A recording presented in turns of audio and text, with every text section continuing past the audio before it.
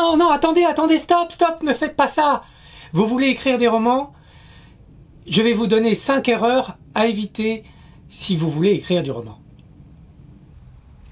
Bonjour, je suis Christophe du blog tissezsonroman.com et aujourd'hui je voudrais vous parler des 5 erreurs à éviter si vous voulez écrire du roman.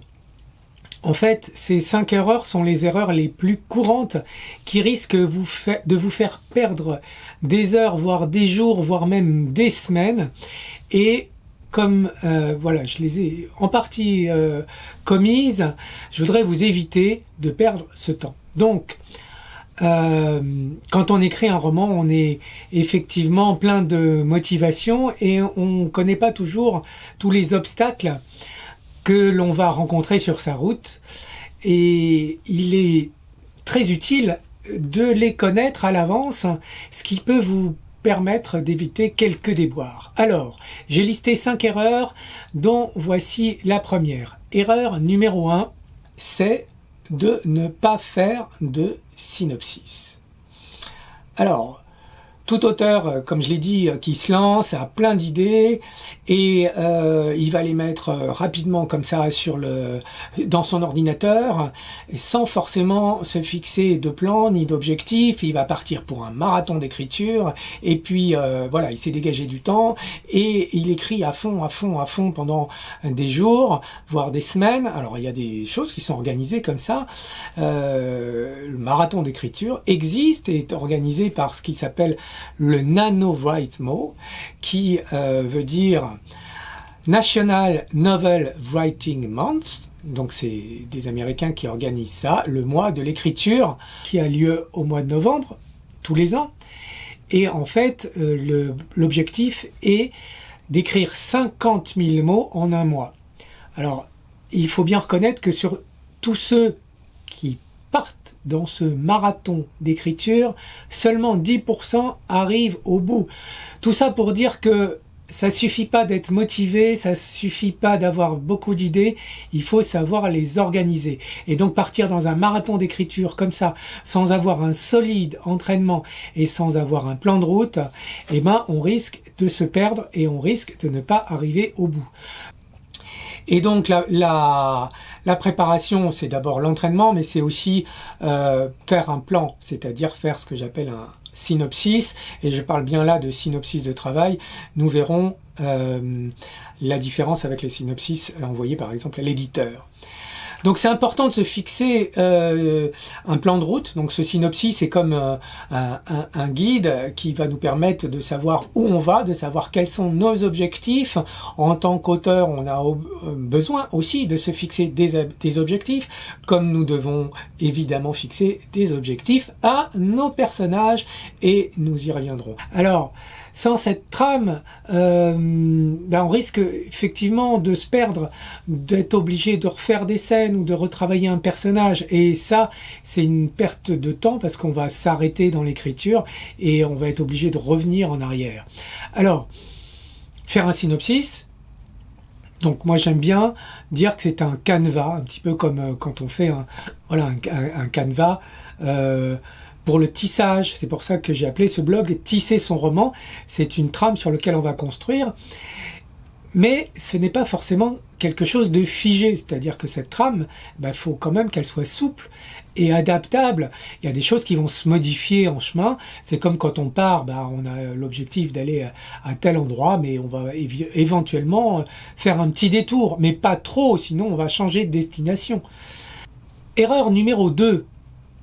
Ne pas assez se relire ou se faire relire.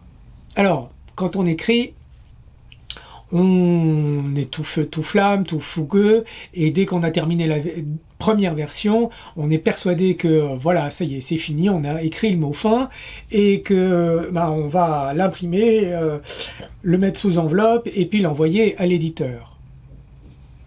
Grave erreur. La première version, le premier jet n'est qu'un brouillon, c'est une matière première, c'est une glaise qu'il va falloir travailler, retravailler plusieurs fois avant d'en tirer quelque chose d'abouti. Pour cela, il va falloir il y a deux solutions. La première solution, c'est de se relire soi-même, sachant que c'est toujours difficile d'avoir un recul par rapport à ce qu'on fait, mais pas impossible. Mais pour ça, il faut laisser reposer. Il faut laisser reposer cette première version au moins plusieurs semaines, voire quelques mois, et ensuite on acquiert un petit peu de recul par rapport à ce qu'on a écrit, donc on peut se corriger soi-même. La deuxième possibilité, évidemment la meilleure, c'est de se faire relire, et de préférence par des gens qui connaissent les techniques d'écriture. Se faire relire par des proches est une très mauvaise méthode que je déconseille, parce que voilà, il y a beaucoup d'affectifs qui va rentrer en ligne de compte et ça va pas être objectif. Donc, quand je parle de relecture, je parle bien de relecture en termes voilà, d'histoire, pas de relecture pour les corrections orthographiques ou de grammaire qui n'interviennent que, on le verra, en tout dernier lieu. Troisième erreur, c'est de vouloir trop travailler le style. Dans la continuité du point précédent et en réaction au point précédent, on peut avoir envie de bien peaufiner ses phrases, de bien chercher ses mots, de bien trouver l'expression qui va convenir le mieux. Mais je dirais pour un roman, d'abord, je dirais presque que c'est pas indispensable, mais en tout cas, c'est pas la chose à faire en premier. En premier, ce qui est important, en tout cas de mon point de vue, c'est l'histoire, c'est l'intrigue. Il faut que les personnages et que toute l'intrigue, toute la construction dramatique soit bien ficelée, bien construite, et à partir de là, une fois qu'on est sûr de ça, on va pouvoir évidemment retravailler le style avant de corriger les fautes d'orthographe et de grammaire. Quatrième erreur que nous avons un tout petit peu vu déjà dans l'erreur numéro 2, mais la quatrième erreur, c'est de penser qu'on peut y arriver tout seul. Alors, on se dit, l'écriture est un travail solitaire, je vais m'enfermer dans ma chambre et ça viendra tout seul. Alors, oui et non. Le travail de rédaction est un travail solitaire, mais tout le travail de préparation et le travail de routine, il faut apprendre à écrire. On a l'impression que écrire, il suffit de savoir lire et écrire, on sait écrire du roman. Non.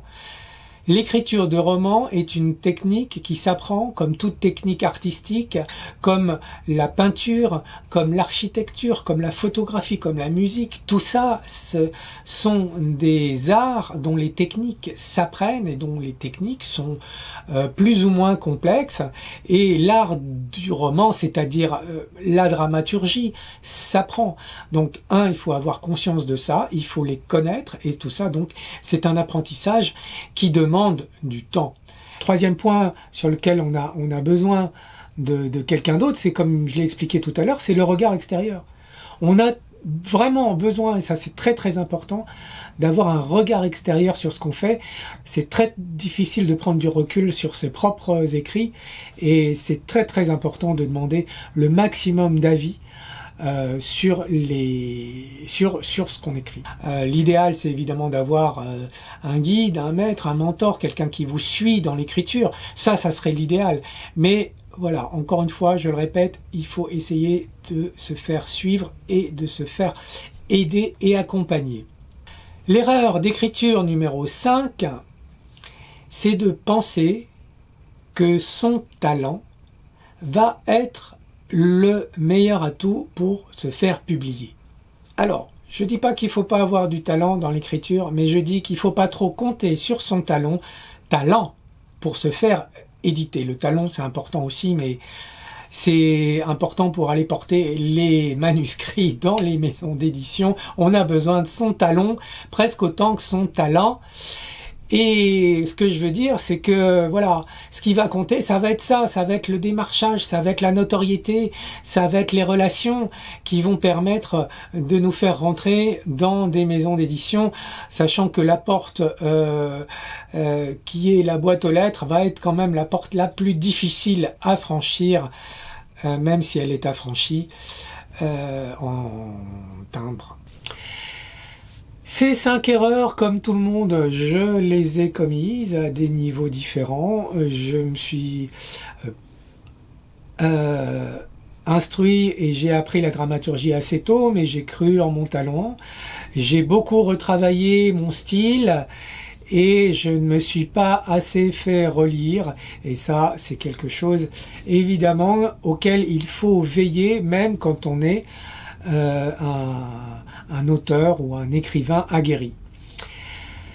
Si vous-même, eh bien, vous vous reconnaissez dans ces erreurs, si vous les avez commises vous-même, ou si ça vous évoque des choses, ou si vous vous dites, tiens, voilà une bonne idée, et merci de nous avoir donné ces idées, n'hésitez pas à laisser des commentaires sous la vidéo, n'hésitez pas à liker, à partager, à vous abonner à la chaîne, et je vous dis à très bientôt pour de nouvelles aventures. Au revoir.